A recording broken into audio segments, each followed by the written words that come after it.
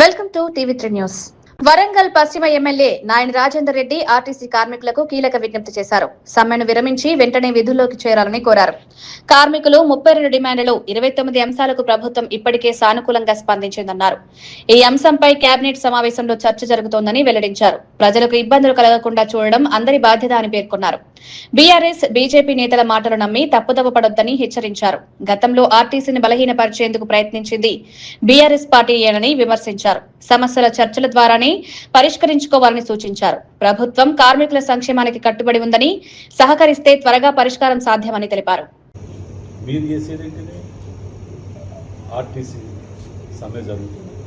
వాస్తవానికి వాళ్ళ కోరికలు కూడా గవర్నమెంట్ 32లో 29 పరిశీలనకు తీసుకున్నారు. ఇవాళ క్యాబినెట్ సమావేశం జరుగుతుంది. ఆర్టీసీ సోదరులకు కూడా విజ్ఞప్తి చేస్తున్నాం, తొందర పడకండి. ఎందుకంటే వాటిని అన్నిటినీ ఇలా క్యాబినెట్లో కానివ్వండి, ముఖ్యమంత్రి గారు క్యాబినెట్ అందరూ కలిసి కూడా వాటిని పరిశీలన తీసుకొని మీ సమస్యలు పరిష్కారం చేయడానికే శత విధాల ప్రయత్నం చేస్తుంది. ఇక్కడ వెనక ఓం పారిపోయేది కాదు. వాళ్ళ తిరిగి ఇవాళ వచ్చి దొంగ కంటి కొంట తడి పెట్టుకుంటూ లిప్ సింపతి చూపిస్తున్నటువంటి బీఆర్ఎస్ కానీ బీజేపీలు కానీ గతంలో మర్చిపోయినామా? సకల జన సమ్మె అప్పుడు జీతాలు ఇవ్వకుంటే నేను మీతో పాటు వచ్చి ధర్నాలో కూర్చున్నవాన్నే. ఆ రోజు కూడా నేను ఎలక్షన్ మేనిఫెస్టోలో పెట్టిన వాటన్నిటికి కూడా మీతో పాటు వచ్చి మేము తిరిగిన వాన్నే. నాకు కూడా బాధ అనిపిస్తున్నది. తప్పకుండా వాటిని పరిష్కారం చేయడానికి ముఖ్యమంత్రి గారు అత్యవసరంగా క్యాబినెట్ సమావేశం పెట్టాలి. కానీ వీటన్నింటినీ కూడా ఈ సమస్యలలో 10 సమస్యలలో ఇదొక సమస్య మీదే సీరియస్గా ఉన్నారు. మీరు ఎక్కడ కూడా తొందరపాటు పడకండి.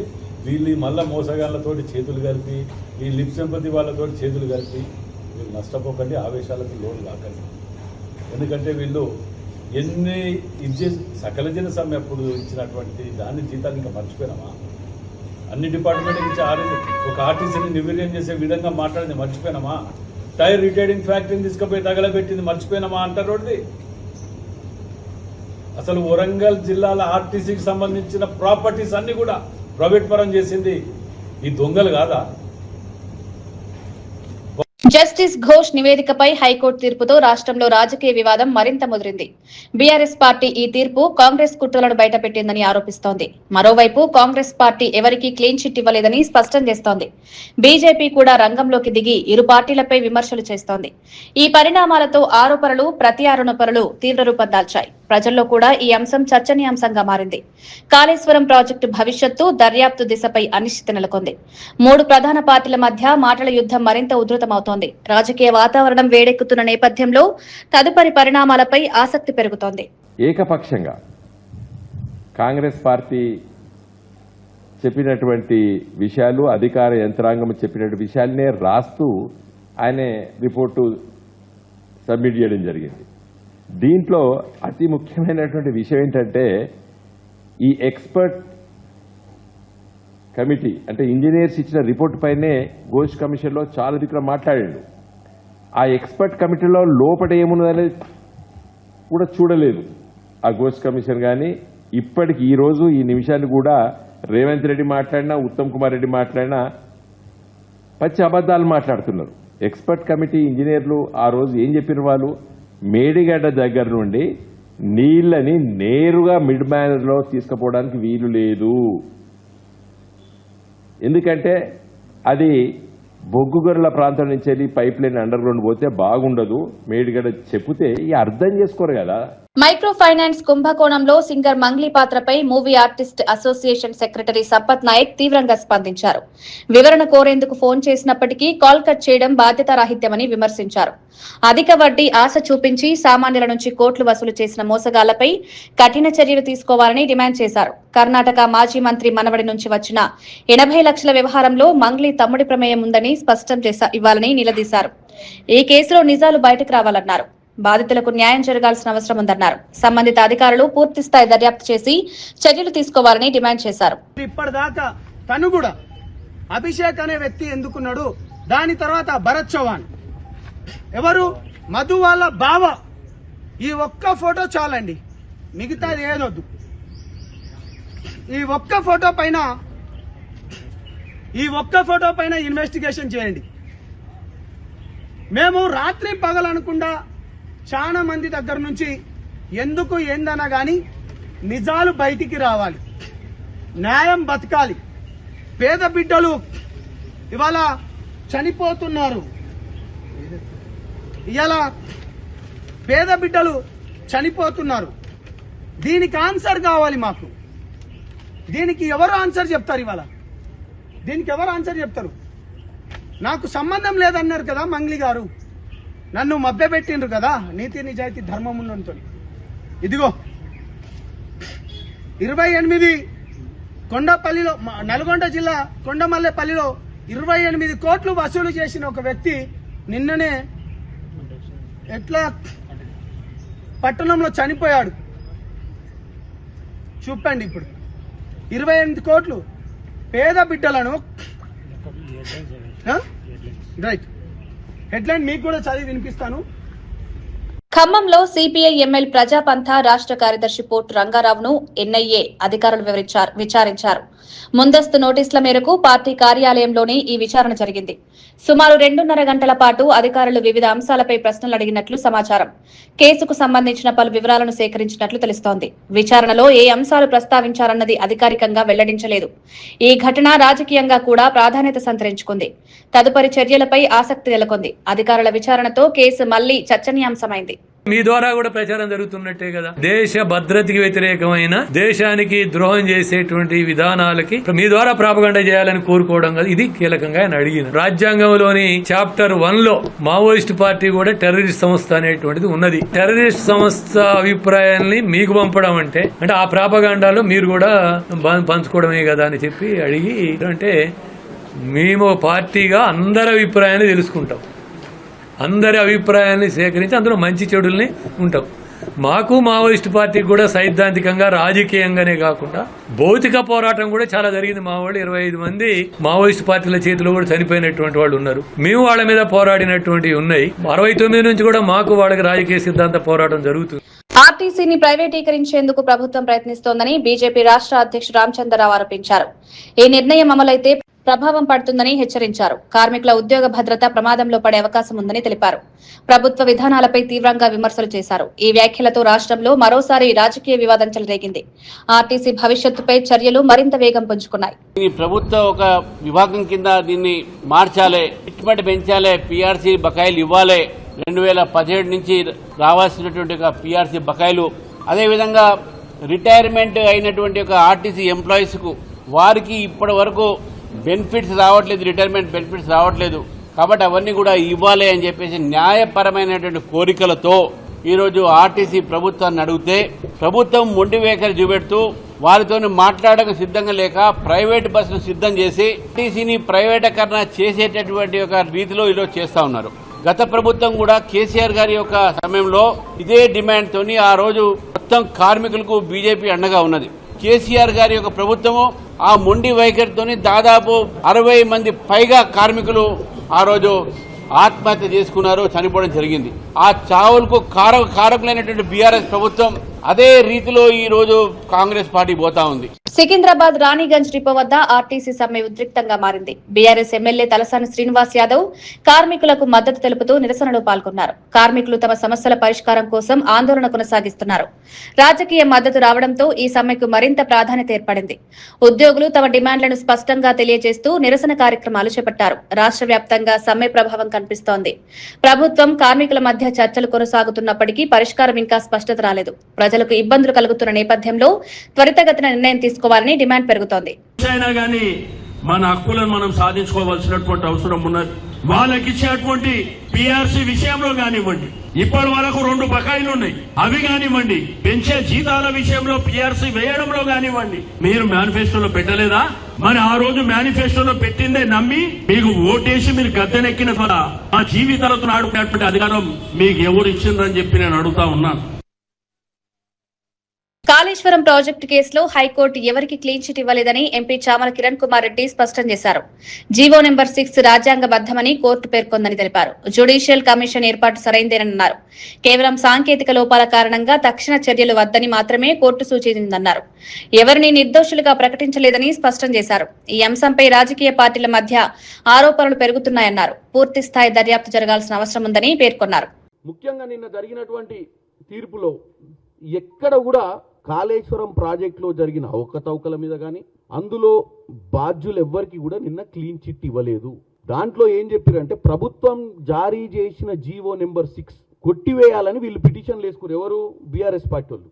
జీవో నెంబర్ 6 ద్వారా పీసీ ఘోష్ కమిషన్ ఏదైతే ఎంక్వైరీ చేయమని ఇచ్చిందో ఆ జీవోను కొట్టివేయాలని చెప్పి ఇదే బీఆర్ఎస్ పార్టీ నాయకులు హైకోర్టుని ఆశ్రయించారు. కానీ ఎక్కడ కూడా నిన్న తీర్పుల జ్యుడిషియల్ కమిషన్ ఏర్పాటును హైకోర్టు తప్పుపట్టలేదు.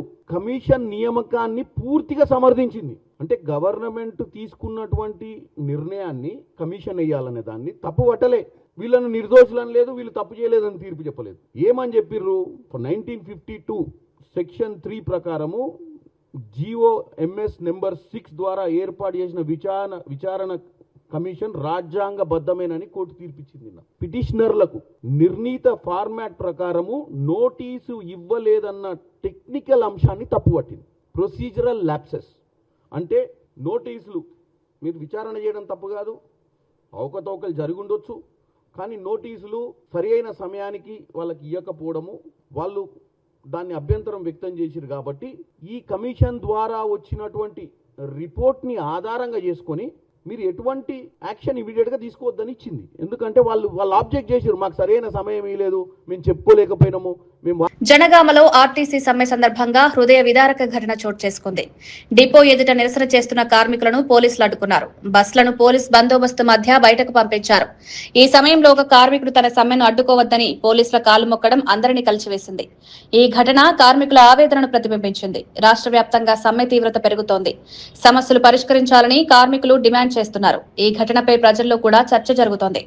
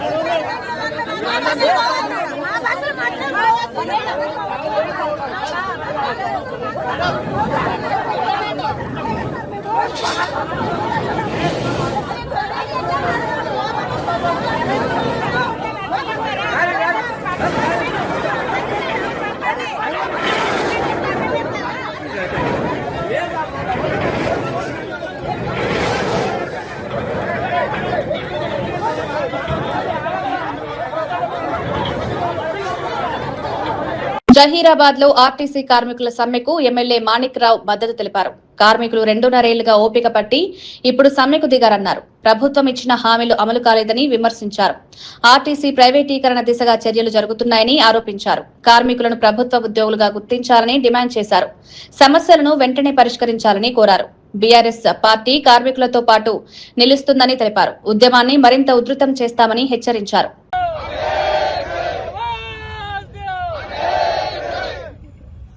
ప్రభుత్వం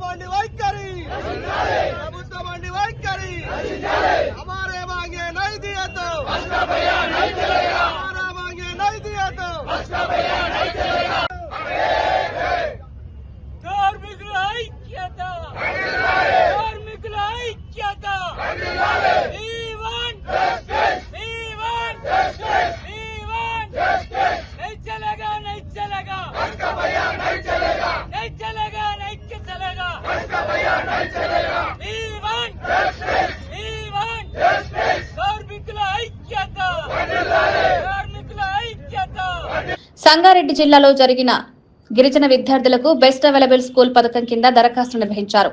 3, 5, 8 తరగతుల్లో ప్రవేశాలకు ఈ అవకాశాన్ని కల్పిస్తున్నారు. దరఖాస్తులు జిల్లా గిరిజన అభివృద్ధి శాఖ కార్యాలయంలో లభిస్తాయని అధికారులు తెలిపారు. గ్రామీణ ప్రాంతాల్లో ఆదాయం 1,50,000 లోపు, పట్టణాల్లో 2 లక్షల లోపు ఉండాలని నిబంధనగా పేర్కొన్నారు. అవసరమైన పత్రాలతో దరఖాస్తులు సమర్పించాలని సూచించారు. మే 7 సాయంత్రం వరకు దరఖాస్తులు స్వీకరిస్తారు. అనంతరం లాటరీ ద్వారా విద్యార్థులను ఎంపిక చేస్తారు. ఈ పథకం ద్వారా గిరిజన విద్యార్థులకు నాణ్యమైన విద్య అందే అవకాశం ఉందని తెలిపారు.